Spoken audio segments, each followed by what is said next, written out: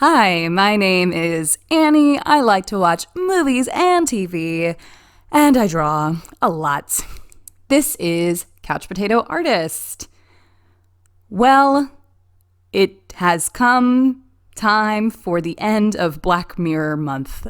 This is the fourth episode, the last of my somewhat arbitrary categories in which I separated my favorite of this iconic sci-fi series into one really messed up episodes, experimental, distinctly Black Mirror episodes, standalone cinematic episodes, and my favorite category, and the ones that I feel have made Black Mirror such a huge influence on me, the character-driven, relationship-specific episodes. And I think that this is really well showcased with my absolutely hands down favorite episode, Be Right Back. I don't think I'm alone in this because you will find this episode on pretty much every top 3 of best Black Mirror episode lists that you could find online. Now, what you guys don't know is this is actually the one that I recorded first. So I'm actually speaking to you from the past because it was the one that I was most excited about recording. While I, based on gut feeling, knew Be Right Back was my favorite episode, I wanted to question why exactly I felt this way. And the answer became very clear easily. I just thought it's the one that is the most emotionally resonant. It's the one with the most feeling. In fact, in thinking about that, I was reminded of a scene in Westworld, which is also a very good sci-fi show. In, I think, like the second episode, the antagonistic character, the man in black, is talking about why he is sort of sadistic or creepy towards the robots in the theme park of Westworld. And he essentially says that, like, despite the cracks or the flaws in the authenticity of the robots, he likes disrupting things at the park because it enables him to see the basic emotions. And the line is, after that, it means when you're suffering, that's when you're most real. And I do think that Be Right Back, despite all of the crazy, wacky, painful suffering that happens in pretty much every episode of Black Mirror, Be Right Back is the one that really shows real suffering. I knew pretty easily that this was the scene that I wanted to illustrate for this particular episode of Couch Potato Artist.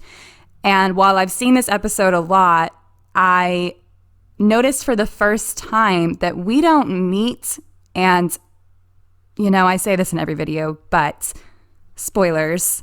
We're talking spoilers. So if you haven't seen the episode, go watch it. When we first meet the robot version, like the in-body robot version of our main protagonist's late husband, it's actually 30 minutes in, and the episode is only 45 minutes. So that made me think a lot of different things that just reinforced why I love this episode and why I think it's so brilliant. That alone is showing that we basically have half an hour of setup that doesn't feel like setup. It all flows together and serves a greater character arc.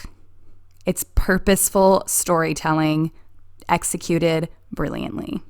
Even though it takes us a while to have the robot version of our protagonist's late husband in a quote-unquote real body, up until this point, it just shows that even though he's not real, they've taken the time to make it feel like there's been a real connection. We've only seen the husband for I guess I would have to check now, but first 5-10 minutes, the real husband, and then we don't see him again until like half an hour later. But he's felt like he's been so much a part of this character arc in this story, even though we've only seen him through text messages and heard him through phone communication. In fact, when the girl drops her phone at one point and she is panicked, and when she's finally able to get the phone back online, she says, "I dropped you," even though she just dropped the phone, which is creepy. It's weird and sad that she is losing kind of touch with reality and is unable to see that the technology that is serving as a substitute for her husband is not her husband. But again, it's mostly sad. It's tragic that she is continuing to feel this panic and grief, like as though she is hurting him. I think it goes to show as well that this character is alone for so long in the story, even though she doesn't seem like she's actually alone. And I think that that is the danger of online communication, is that we think we are, and this feels a little meta saying this, but we think we're connecting with people when really we're kind of just projecting our feelings, right? I think something like this honestly would be somewhat beneficial, maybe in some sort of context. And I think that's what's interesting about a lot of Black Mirror technology, is that you can kind of see how it could become a real thing, right? If you just like miss someone so much, and if you could just talk to them for a little bit longer, who knows, maybe it would be a little bit nicer. I know that for a lot of people, when they lose a loved one, having old voicemails from them, for example, is in particular something that can be really comforting, so that you can feel like they're not really gone and appreciate feeling close to that person again.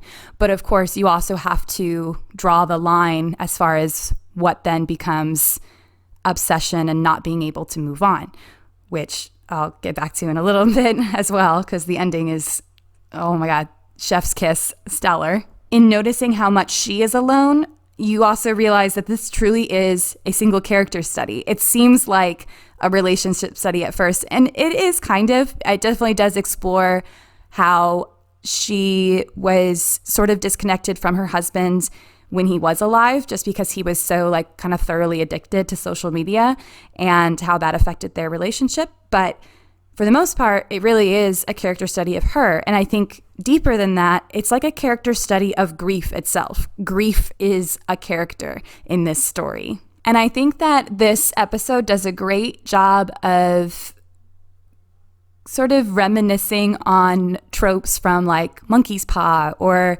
Pet Sematary. But instead of the technology or the supernatural part being something that kind of leads to a malevolent force becoming powerful, as in the case of, say, Pet Sematary, where the loss of a loved one and the intense desire to get them back because the grief is just so overwhelming leads to more violence and tragedy. Instead, with this, it's just sort of heartbreaking. And I think that that is what is so unique and powerful about this episode. As you'll see in the illustration as well, I tried to kind of play that up, how going from the sketch to the final lines, I really played with up the expressionistic quality of the female character and wanted to almost cartoonify how heartbroken and grief-stricken she is. And I think drawing people crying is actually something I really enjoy doing. I know this sounds terrible, but I think it is like perhaps in the way that the Man in Black puts it, like it feels like such a real emotion. And so you can really sort of play up the interesting qualities of how the facial structure is affected that way. But then I didn't make the guy look creepy or anything, or at least I hope he doesn't look creepy. He's kind of just calmly, gently looking down at her and letting her react to his presence. And that's kind of how it happens in the episode as well. In fact, there's even a part where she wants him to be more emotional, less robotic, and she tells him to hit her. And the robot version even seems offended by that. And he asks her, like, did the real husband ever do that to you? And she says, no, he didn't. And that's true. But that is actually a moment where we do see some genuine, or what seems like genuine emotion from the robot, where he kind of resents this idea of becoming this perhaps traditional destroy all humans robot. He's like, listen, lady, I'm just serving a function here. My purpose is to be a stand-in for your husband so that you can use that as emotional relief for the loss that you're feeling. And that's why the scene on the cliff is the other scene that I kind of wanted to allude to with the background painting that you see in this illustration, because she at a certain point just decides, you know what, I think I made a mistake. This is weird that I did this. I want this robot to go away. And she's telling him to jump off the cliff, if I remember correctly. And he doesn't really fight it. And she tells him, like, come on, feel some emotion, like she did before. And again, he kind of feigns that emotion of fear and is saying that he doesn't want to die. And just imagining the fact that she wasn't there when her real husband died, and having to probably have already thought about that in your grief-addled mind, and then actually hearing in your husband's voice, I don't want to die, and imagining the real pain and the real fear that the real husband felt. Oh my God, that is Greek tragedy, Shakespearean levels of emotion that is at the same time not done in a really dramatic or exploitive way. It's just sad. It's so real in how raw it is, and just so authentic. I love it.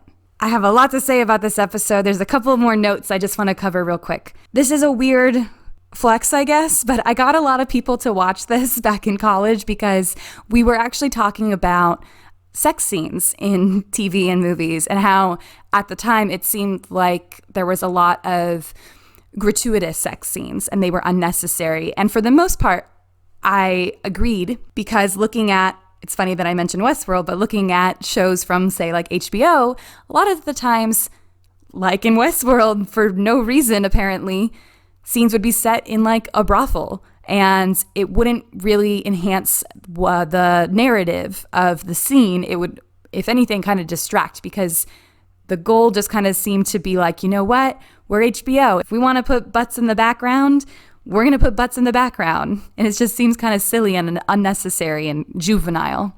Whereas in both Be Right Back and The Entire History of You, both of their scenes of intimacy really enhance the character-driven arc and are not meant to gratify the viewer. They're meant to more make the viewer empathetic and serve the greater thematic purposes. And overall, I think that this episode in particular just is really good at having purposeful storytelling. Everything is in there for a reason. I've mentioned before that I hate endings that are supposedly left up to interpretation, quote unquote, because I think that often those endings are unsatisfying at best and lazy at worst. And I really love how Be Right Back does not have a vague ending. We know exactly how things go down, but it is a morally ambiguous one. I think what you'll see is that it provokes a really interesting dilemma where,